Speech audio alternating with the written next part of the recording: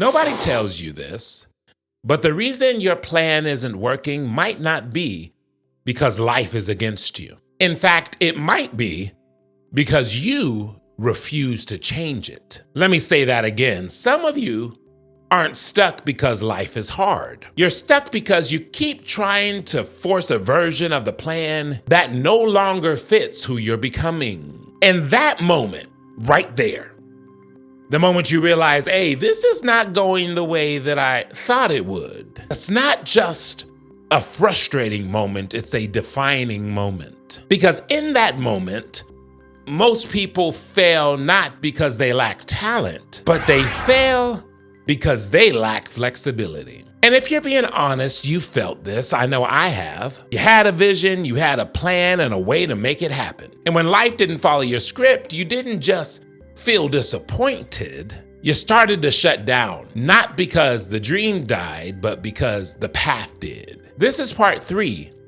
in our perception series. And in part 1 and part 2, I introduced Eli, the master craftsman in middle of crisis. So without further ado, let's go back to the workshop. So up until this point, Eli has been fighting the stone, trying to force it into the exact design that he had in his mind. Every cut is calculated and every move is intentional. And as he's crafting his sculpture, one belief is driving him. This has to turn out exactly how I planned it. But the cracks in the stone, they're not going away. So Eli adjusts the angle and tries again. The cracks in the stone, they're not going away. He presses harder, he changes his tools, and guess what? The cracks in the stone, they're not going away. He goes through this process again and again and again. And now it's not just frustrating, it's personal. Eli about ready to swing on the sculpture. And the reason it's personal is because the more it doesn't work, the more it starts to sound like something deeper. Maybe I'm not as good as I thought. Starts to sound like maybe I got this wrong. Starts to sound like maybe this isn't going to happen. And this is the moment that most people quit. Not because the dream isn't possible, but because their way isn't working anymore. But Eli doesn't quit. He stops. For the first time, he steps back and looks at the stone. And instead of asking, why did this happen to me, God? How do I fix this? He asks a different question. What is this trying to become? And in that moment, everything shifts. What is this trying to become? And if that question matters, then the truth matters even more. You don't need a new dream, you need a new way to carry it. Many fail in life not because they picked the wrong vision, but they lose because they stay loyal to a method that is no longer loyal to their growth. So write this down, lock it in your brain. Don't change your decision, change your approach. At the beginning of the year, I did a series on vision. It's called the Vision Unlocked series, so you want to check that out. But when I'm talking about vision, there are 2 ways to live with a vision. There's the rigid vision and the adaptive vision. The rigid vision says this has to happen my way, on this timeline, under these connections. Good luck. Because when it doesn't, and it won't, you're not just going to feel off track, you're going to feel like you failed. Then there's the adaptive vision, and the adaptive vision says, I'm committed to the destination, but I'm flexible about the path. Same dream, different identity. And that difference, that's the very line between people who break and people who build something greater than they ever imagined. Because let's be real about what's actually happening. When your plans fall apart, it doesn't just challenge your strategy. It challenges you. It makes you question, did I get this wrong? Was all of this a mistake? Am I even capable in the first place? But what if that breakdown isn't proof that you're off track? Rather, proof that you've outgrown the original version of the plan. What if the discomfort you feel isn't failure, but expansion? Let's break this down in a real way. If your success only works under certain conditions, it's not strength, it's dependency. If everything has to go right for you to move forward, you're not resilient, you're reliant. But whenever we learn to adjust the how, whenever we learn how to pivot, we become the type of person that failure cannot trap. because now there's no single outcome that can take you out of the game. Constraints don't block you, they actually reveal you. Nobody likes limitations, but limitations expose your level of thinking.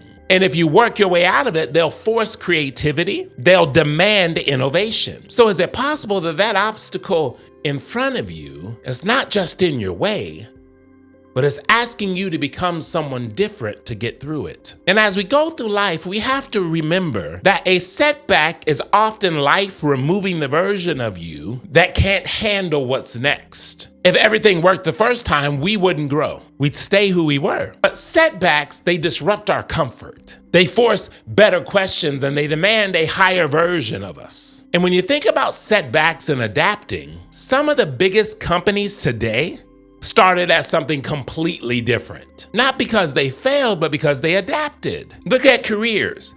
How many people start in one direction? How many people go to school for 4 years, get a degree, don't use the degree when they're out because they discovered something that aligns more with who they're becoming? And if you look at your life, the doors that closed, the plans that fell apart, the things you didn't see coming, they all led you somewhere you would have never found otherwise.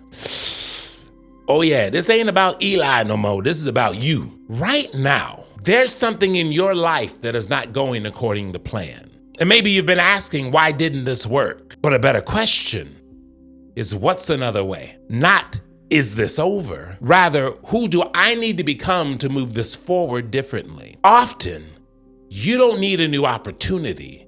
You need a new approach. And the version of you that wins isn't the one who gets it right the first time. I'm sorry to tell you. It's not the one who avoids getting stuck, but it's the one who refuses to stay stuck. It's the one who says, I'm not quitting on this. I'm just not doing it the same way anymore. That's power.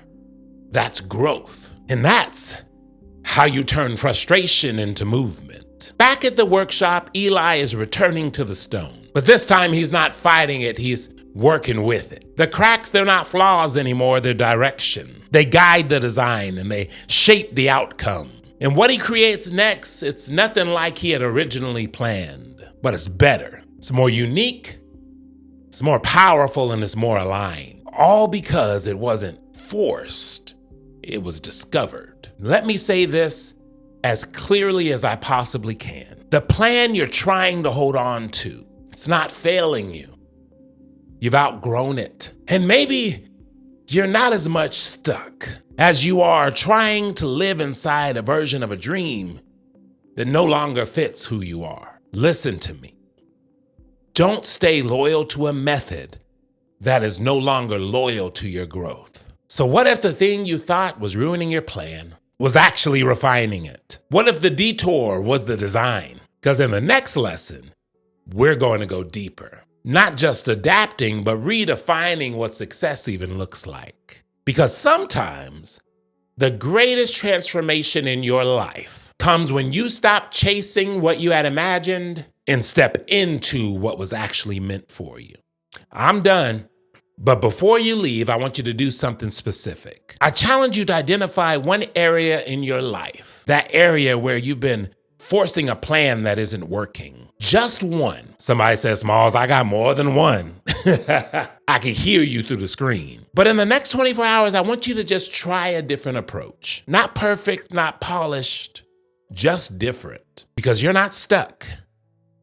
You're one shift away from movement. If you enjoyed that video, go ahead and say something in the comments. And thank you so much for watching. I don't take it lightly that some of you watch every video. I appreciate you, and I'm here to be of service. So I hope that the words that I'm saying are helping you. Always remember that growth is a journey. It's not a destination. I'm in it with you, and I'll see you on the next one.